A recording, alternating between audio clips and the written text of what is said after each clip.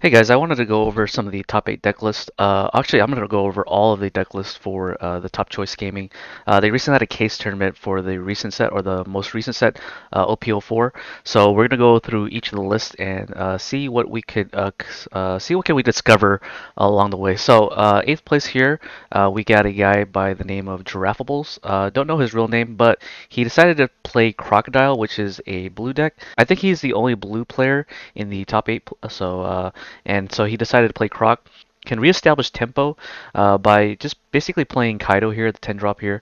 The 10 drop here is able to drop or less character from the field back to the hand.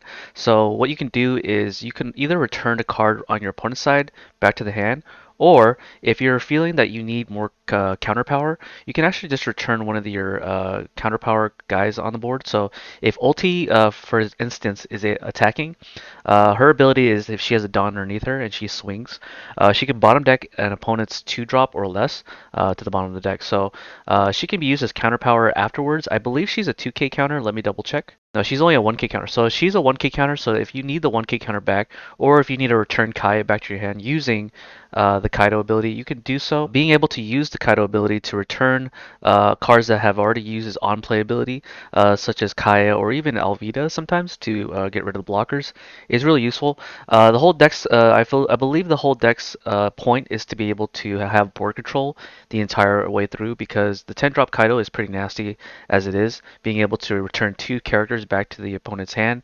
Against Law though, I feel like this is a bad matchup because Law tends to spam out a lot of 1 drops. So even though you're returning a lot of their characters, they're going to be able to play it on the very next turn very easily. And not to mention all the 1 drops have an ability on play, so I don't think you want to return 1 drop. So against the Law matchup, I would probably recommend not playing this guy unless the Law player starts off pretty slow. And if you already have board control, I guess that's another reason why you want to play the 10 drop. So I guess the Kaido is good in that ability. It's also able to return a 3 drop, so I failed to mention that. It's able to return the 3 drop back to the owner's hand as well. So you can return your cards back, or you can return your opponent's cards back. This player decided to play the Dragon Twister.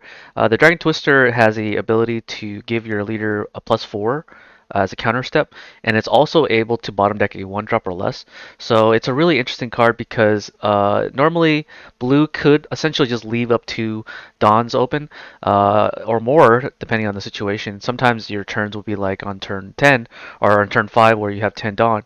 You can just use Gum Gum Rock to bottom deck any character, or you can just play 3000 Worlds, and the 3000 Worlds can bottom deck a 5 drop or lower. So a lot of trigger abilities going off the life. I noticed instantly that this deck plays a very few number of or counter cost characters because Dofi here doesn't have a counter power. Dracula Mihawk doesn't have any counter power, and neither does Kaido. So it looks like he's going to be relying heavily on his blockers and his trigger abilities. So his blockers consist of Law and Miss All Sunday. Miss All Sunday has his ability, if you guys don't remember, that if she gets KO'd, you get to return an event back from your drop area back to your hand, or your trash to your hand, and only if your leader is a Baroque's work. So you won't be able to use the strategy very well in the Dofi deck because Dofi is not a Baroque's work leader. Crocodile is, so that's why Crocodile is seeing more play than Dofi, because you can use Miss All Sunday to recycle your removal spells on the event that she gets pretty much KO'd. So that's that. I think there's not much else to say about this deck list other than the fact that it plays a lot of removals, but it plays a very few number of counter. I believe he plays a standard number of 2Ks where he plays about 8 because the Bond Clay here is a 2K. So I believe that he's playing the normal amount of 2Ks. The only thing that I see a little bit different with this deck is that it plays a lot less 1Ks. So it also plays Kai, I'm sorry. So it does play 10 2Ks. But it plays a lot less 1K, I believe, because it's playing more boss monsters or boss characters, I would say.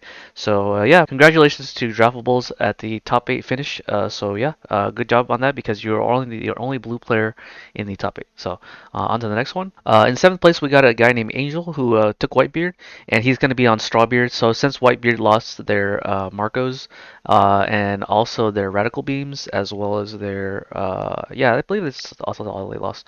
So because they lost their Radical Beams, they had to improvise using the new cards from the newest set. So losing their Rad Beam means that they had to play something like a Gum Gum Red Hawk to be able to clear a lot of your opponent's characters on their turn, but also being able to use the new card here. This card is called the Table Manor Kick Course.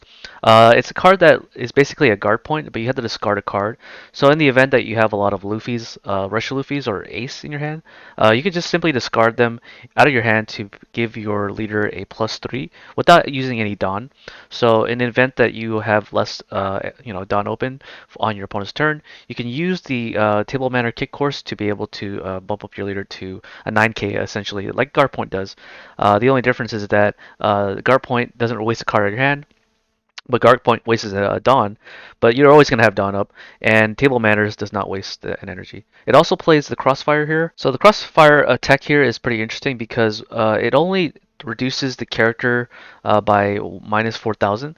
The issue is that you can't target a leader, but if it were able to target a leader, I believe Crossfire would be over the top broken. So using the Crossfire ability here as either an activate main or a counter step is able to make either the swings a lot softer on your Whitebeard leader, or if you use it on your turn, you can actually eliminate a lot of big threats.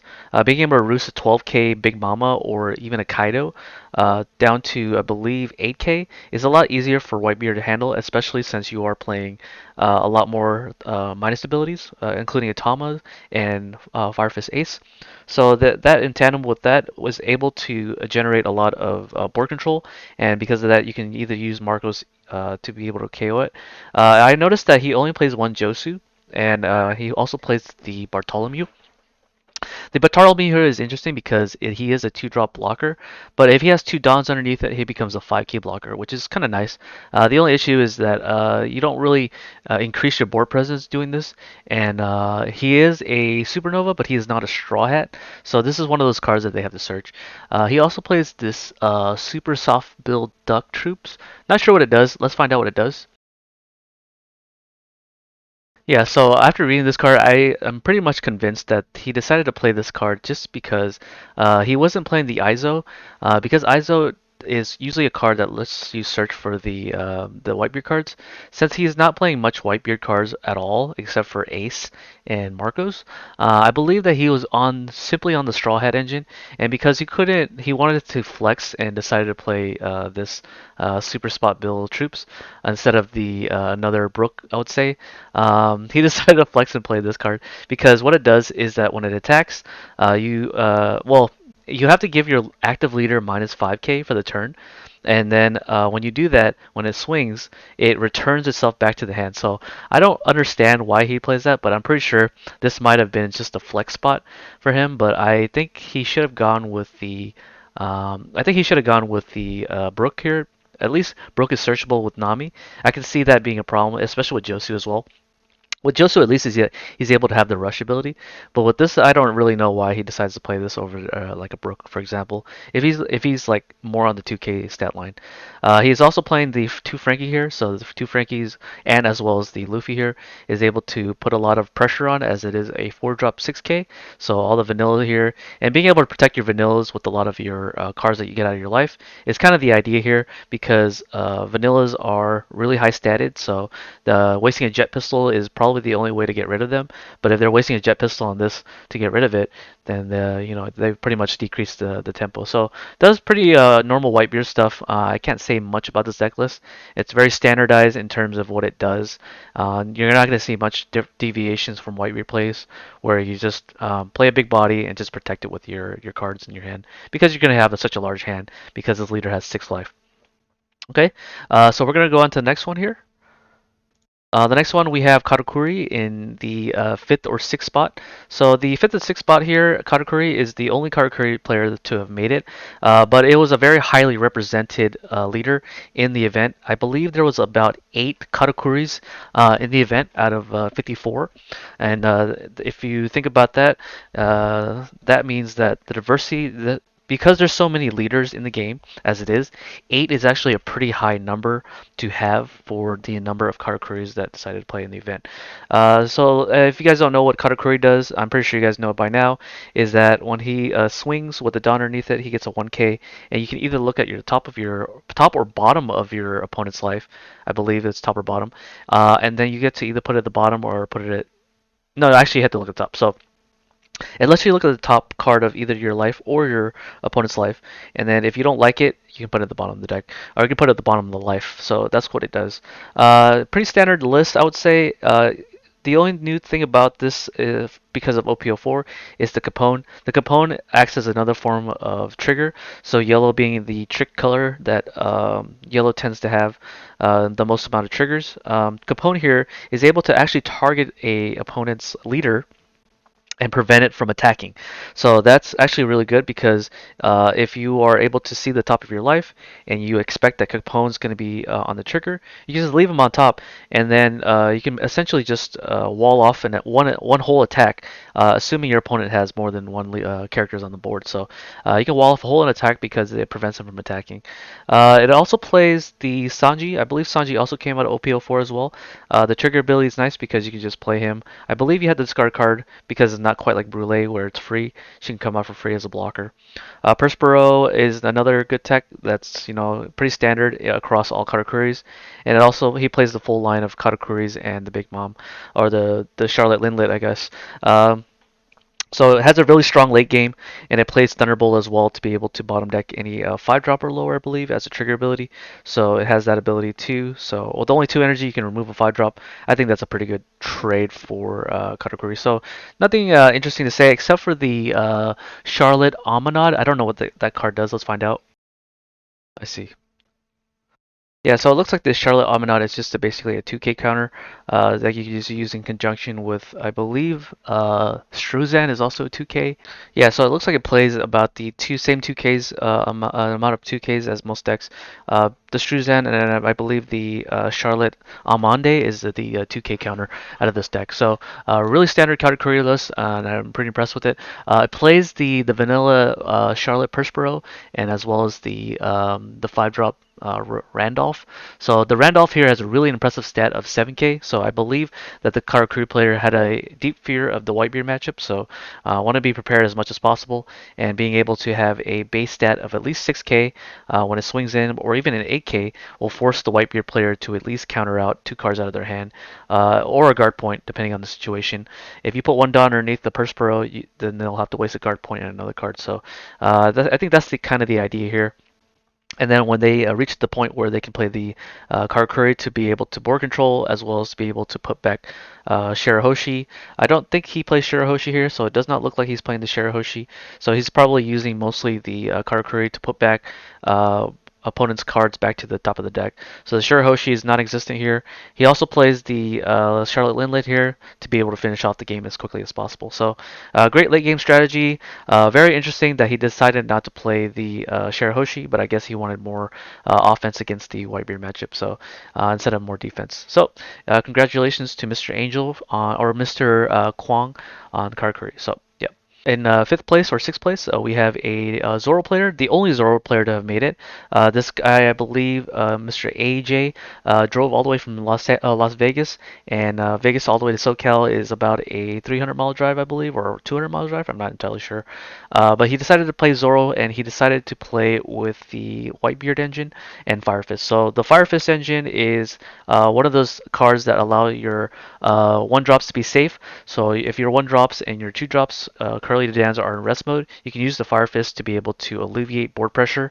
And by alleviating board pressure, you can keep your guys alive and be able to use a lot of offense. He also plays the Blamenko here. Okay, so the Blamenko here is actually a card that when it attacks with a Dawn underneath it, it gives one of your opponent's characters minus 2k, so it's another form of Otama, but I believe he uses ability so that he can reduce the stat of one of the opposing cards by minus 2, so that it makes it easier for him to use the Fire Fist. He also plays the Fiery Doll. The Fiery Doll is able to give your leader an extra 4k, so using 2 Dawns to give 4k power is pretty good. Diablo Jambe to finish off the game quicker in case you're playing against the Law matchup. The Law matchup is a 50-50 sometimes against with Zoro, but I think it's favored for Zoro slightly because of the ability to rush, to rush down the Law player. But sometimes the Law player can come back and mount a defense. In the event that they do have to mount a defense using blockers, and if they have 0 life, you can use Diablo Jambes to finish off the game. He plays the one Luffy for the same reason, I believe. But yeah, that's pretty much it. He plays a jet pistol, a fair amount of events, but he doesn't play. Oh yeah, he does play the buggy here to search for the event. So he looks like he is on the event Zoro. He does play the two Magra. The Magra has the ability to boost up any one drop by one or by 2k. So it does a lot what Makino does in the event, or he does a lot what Makino does, except Makino he doesn't have to rest the Magra as were, whereas with Makino you have to rest her. So the Magra engine is able to boost up the buggy up to 5k, and then 6k with the leader ability, and then you can also boost up the Gordon as well to boost him up to 5k. The Gordon in tandem with the either the jet pistol or the fire fist is really good because you can take out a opposing 5-drop law, being able to roost the law by 3k, and then if you use Fire Fist, you can clear it. He also has the Josu engine to be able to counter up by 2k, but you don't really need it unless he's playing the Izo. Yes, he is playing the Izo, so because he's playing the Izo, he's playing the Josu to be able to have more counter power on your opponent's turn. He also plays the Marcos to be able to board control because it is generic, and he also plays the Marcos 4-drop. Yeah, not much else to say. Zoro does what Zoro does best is being able to go face, but also being able to control, which is kind of nice. And he also plays the 4 Zoros as well to match the deck as well. All right, on to the next one. The next one we have a fourth place list with Mr. Henry here. So he decided to play the list with Sanji as a 2-drop. Sanji is pretty interesting because it provides an extra form of aggression. What it does is, if you guys don't remember, is that you can take a life. It'll put 2 Rested Dawn underneath the Sanji, and then it'll get an extra 2k. So in actuality, this leader can actually go up to 7k using his ability by taking a life. And this allows you to hit harder against the Whitebeard matchup without using any Dons, because the Dons are going to be in rest mode when you attach it. So using the Shambles ability by paying the 2 Dons to be able to return something back to your hand and then play something, and then using the 2 rested Don that you just used by the Law ability to give it to the Sanji will bump up to 7k. And then when he swings, he'll be able to hit against the Whitebeard, being able to force out at least a 2k counter because 1k is not enough. So you'll be able to force out a 2k. The Whitebeard matchup the Whitebeard player does have a healthy amount of 2k, so it probably would be the same as hitting for 6k. But if you combine it with the Nami here, the Nami here is able to give another Rested Dawn to a character. You can bump this guy up to an 8k, and in that event, then they'll have to waste a guard point. So it just really depends on what the situation you're trying to go for. But I believe the win con of this deck is to be able to put a Luffy on the board and then go past all the blockers, restand the Luffy using the Law. Some strategies leave the Luffy in active mode without attacking with it, and on the very next turn is when they're able to safely swing with the Luffy, and then shambles into the Law here to restand him and attack again. So pretty much a guarantee 2 damage in some cases, and then in the event that you don't have that combo, you can just use the Law here to play defense. Pretty standard Law stuff. The only thing I see differently about this list is that he only plays 4 Namis, or 3 Namis, as opposed to 4. This Nami is really good, as it was rumored to be good against Whitebeard, because you're able to play on curve, and also give your leader a go up to a 6k, so that you can at least take a card out of your opponent's hand against the Whitebeard matchup. But Whitebeard is generally going to be your hardest matchup, I would say, unless you're playing a different version of this. I generally have a hard time playing against Whitebeard, but this version of it seems pretty clean because you can just restand your Luffy and then put a lot of pressure against the Whitebeard matchup. But yeah, not much to say about this Law. It's pretty standard. A Jet Pistol is really nice because it's also searchable by the Bonnie here because it is a Supernova card, but you can also search it with the Nami as well, so that's also kind of nice as well. But yeah, not much to say about Law. Let's go on to the next one. In third place, we have another Law deck with a guy named Malik. Malik decided to play this version of Law, where he decides to max out or puts another Jet Pistol over Henry's list. He also decided to play the Extract to be able to remove 4 drops in rest mode, and he's also playing the Izos. The Izos, I believe he decides to play ISO in active mode. It is a 2K counter, but sometimes you can rest something. Sometimes you can rest a blocker and be able to focus your resources on attacking over the blocker. It's able to rest, I believe, a 4 drop or lower instead of a 5 drop. But a 4 drop is still nice because you can go after it and make them waste resources.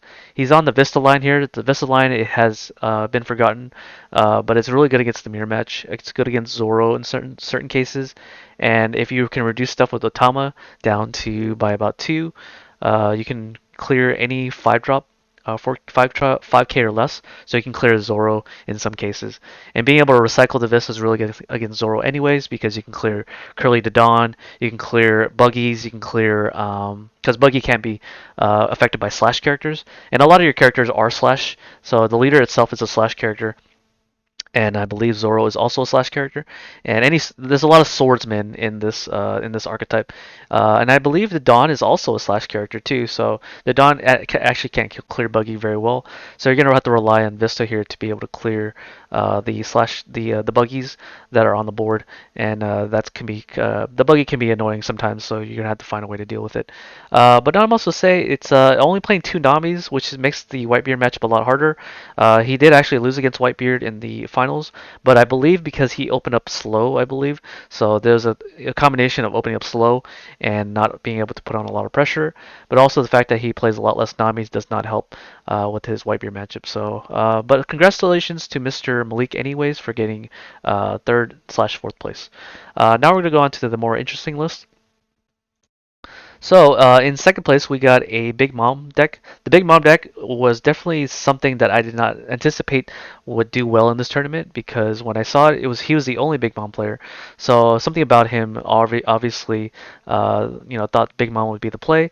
Big Mom, if you guys don't know, if you have a Dawn underneath, I believe if you have 2 Dawns underneath. Yeah. So the Big Mom ability is if you have 2 Dawns underneath her, she can swing, and then you can look at the top on the attack. You can look at the top or the bottom of your life, add it to your hand, and if you have 2 or less life after that, you can put a card from your hand on top of the deck, or on top of the life. So this way you can trigger your abilities really nicely.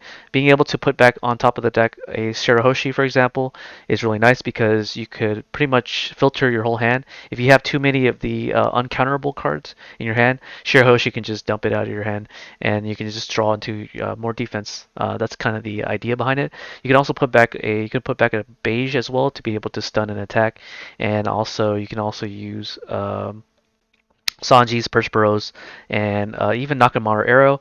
I believe the Nakamaru Arrow, if it is triggered, it does. Let me check. Okay, so the Nakamaru Arrow here, as a trigger ability, is able to it's able to trash 2 cards out of your hand, and then it's able to recover or put a card from the top of your deck into the life area.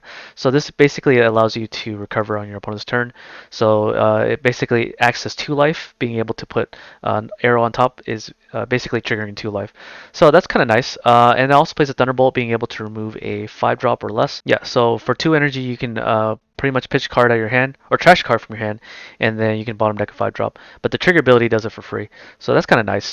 He also plays the Perspero and the Randolph, being able to have a better, so he can have a better matchup against Whitebeard, being able to play the 5 drop on curve, and then the 6 after, or even a Charlotte Linlight, depending on the situation. If you're going first, you can play the Randolph on turn 3, and then if you're going second, you can play the Perspero on turn 3. So being able to play a big body on turn 3 against the Whitebeard matchup is good. And then it plays the Cracker here to be able to do double attack if your life is less. You're going to be taking a lot of hits, so early on. He decided to play the 2 Struzan only. I believe he has a decent amount of 2Ks. The Shirahoshi is only a 1K. So he plays about a standard amount of 2Ks. He does play the Beige Capone as well as the Struzan. So he has 6 here, and I believe he has 2 more somewhere.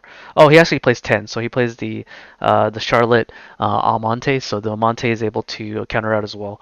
So pretty good form of defense. He also plays the Yamato here. The Yamato here is really good here because you can recover life if you have one or less life, but it also is able to get rid of pesky blockers. Depending on how much life between you and your opponent has when she's played, you can basically bottom deck any of the cards that equal to or less than the cost of the total amount of life you have. So so being able to remove a 2 drop is probably what Yamato's going to do. You can also play her on curve on turn 9, so it's going to be on turn, I believe, 4. Yeah, on turn 4, if you're going first, you're going to be able to play Yamato. But if you're going second and it's on turn 4, you can play the Charlotte. You can play the Karakuri. So being able to use Yamato and Karakuri to be able to tempo out is pretty nice. So it depends on your mulligan. If you know what if you're going first or not, you're gonna want to keep the cards that are good going first. So Yamato's good at going second, and then Yamato's good at going first, and then Katakuri is good at going second. So that allows you to play on curve. And then you have the component here. Yeah, I like the list so far, and is able to carry him all the way to top to the second place finish. So yeah, congrats to Mr. Khalil for taking a rogue deck and also doing pretty well with it. So yeah, that's really awesome. And first place, we got a Whitebeard deck. Yeah, pretty much plays the Straw Beard engine. He also plays this Luffy here. If he has two Dons underneath, he'll get an extra 2k, so he can hit for 7k. So being able to play a big body or a potentially big body on your following turn and hitting for 7k with only two Dons underneath is kind of the move. If you He also plays the Thatch engine. The Thatch engine is pretty good because he's a 6k, 8k body, so really large vanilla stats here. And as always, being able to play a big body and being able to protect your big bodies by using all your big hand size is kind of the idea here. The Luffy here are also 2k counters, so in tandem with all the other 2ks, he's able to pretty much guard out. He also plays the Crossfire here to be able to reduce any big bombs by 4ks or any 12ks by 4ks, and being able to attack over it is kind of nice. He also plays the blocker as well to be able to block out attacks. So yeah, there's not much to say, but Whitebeard does Whitebeard things, and he's able to take the first place win. So congrats to Brian on Whitebeard. If you guys want to see more of these deck list coverage, I will be doing more of those in the future. Whenever I decide to go to any case tournament events or any big events for store championships, I'll decide to collect the deck list as much as I can for you guys out there, so that you guys can be prepared for other events. I'll do also the same style where I talk about the deck list and be able to do well.